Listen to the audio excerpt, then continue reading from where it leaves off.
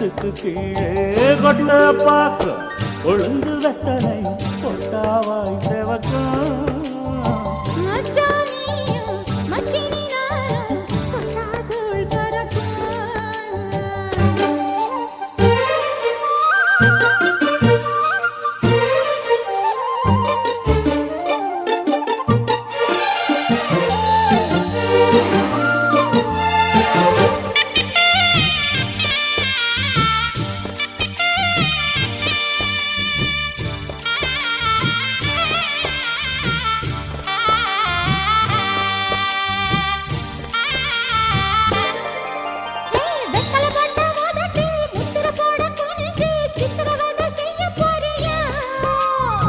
வெத்தலை கையில் எடுத்து